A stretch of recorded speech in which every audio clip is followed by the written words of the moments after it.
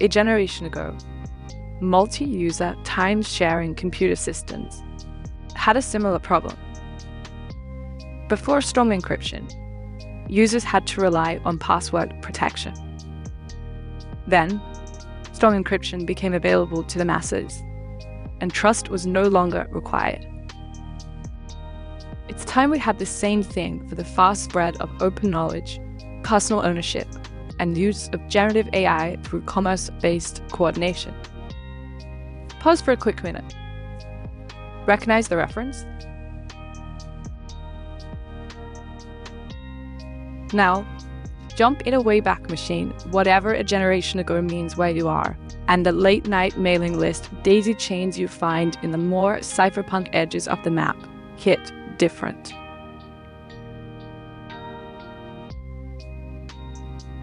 Fast forward again.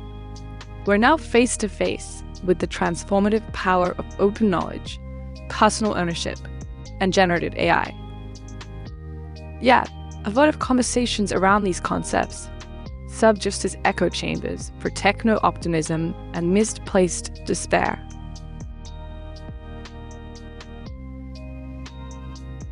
Let's challenge that complacency of both kinds. Encryption today already extends well beyond just securing text or financial transactions. Sophisticated techniques now allow for granular, contextual controls over different forms of data, be it smart contracts or decentralized and autonomous assets. This form of conditional encryption changes both personal autonomy and economic leverage directly, allowing people to set the terms for how and when our data and assets are accessed and transferred. While the term trustless is used a lot, it's more accurate to say trust is being extended and diffused across the network. You have the power, along with everyone at the edges of the network, to create more trust with each signed, checkpointed, and token-gated social interaction, and each bit of collaborative work. And pure, peer-to-peer commerce is moving away from centralized platform dependency, with public goods dev funding getting in on the action too. Instead of one abusive relationship with VCs as the only path to market, selling NFTs, prints, apparel, and other goods directly to collectors who want the added bonus of backing open source infrastructure and open DeSci research you align with is a healthier and increasingly competitive alternative.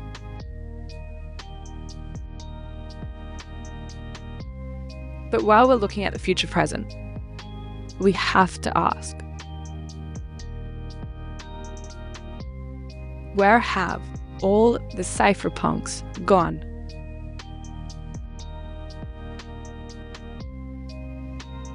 I read recently a Medium piece on the history of Len Sassanen, questioning if he was in fact Satoshi himself. I don't know if we can ever know, but I lean a bit more towards the Bourbaki theory myself. No matter your take on who Nakamoto was or is, the piece is worth a read for its foundational look at how we got here. It's called Len Sassanen and Satoshi, a cypherpunk history. Plain and to the point enough.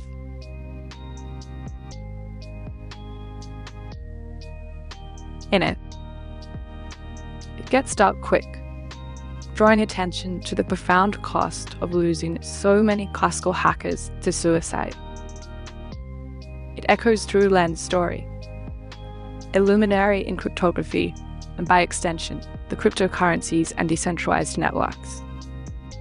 It contrasts the fateful life of Len, etched into the Bitcoin blockchain as a tribute, with the disappearance of Satoshi Nakamoto. Around the same time, Len, a self-taught technologist and dedicated cypherpunk, was deeply into cryptography, public key infrastructure, and peer-to-peer networks. working under blockchain inventor David Chaum and collaborating on PGP encryption, Len was also staunchly committed to personal liberties. Yet, despite, or maybe because of, his brilliance and contributions to open source privacy technology, Len's struggle with depression and functional neurological disorders led him to take his own life at just 31.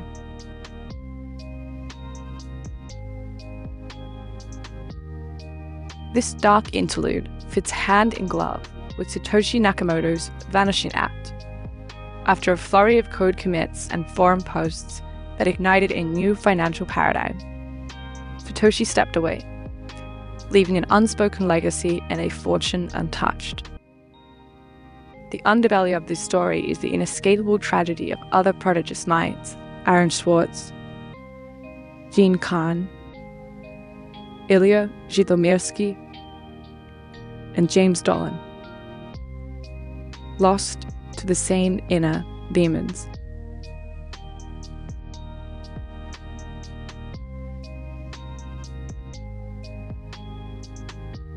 Aaron is another story, dedicated to the complete open sourcing of publicly funded research and knowledge. Sometime in 2008, maybe before Satoshi released the Bitcoin white paper, maybe after, Swartz said it best like this: information is power, but, like all power, there are those that want to keep it for themselves. We need to take information wherever it is stored, make copies and share them with the world. But we can't, really, because the leverage is regulated to charity, activism, and hope for a better day on a platform owner's terms. Open access to information and the decentralization of power. It sounds nice in theory, but where does it meet the practical needs and wants of most people, who we know aren't listening to a monologue with a nice musical backdrop on the finer points and mysteries of the cypherpunk ethos, and how open knowledge sparked and fueled the onslaught of growth, new technologies, and much higher standards of living in a few short 100 years. As much as I love another throwback to Ziegler, bringing up Virginia Postrel's words about him again, well, let's let it sink in first. When Mark Ziegler did his weaving manual in the 17th century, it's not that no weaver had ever written down weaving patterns before. They had. He says they must have because you couldn't keep all these things in your head. But other people couldn't see them. His idea, which was an idea that was in the air at the time, was that knowledge will advance faster if it is shared. And now, let's get entirely practical. Extend the earlier question with me. Where are all the cypherpunks working on fully decentralized and open source large language models, and the conditionally encrypted coordination of access to the machines, these clubhouse goods, needed to run any model worth its tokens?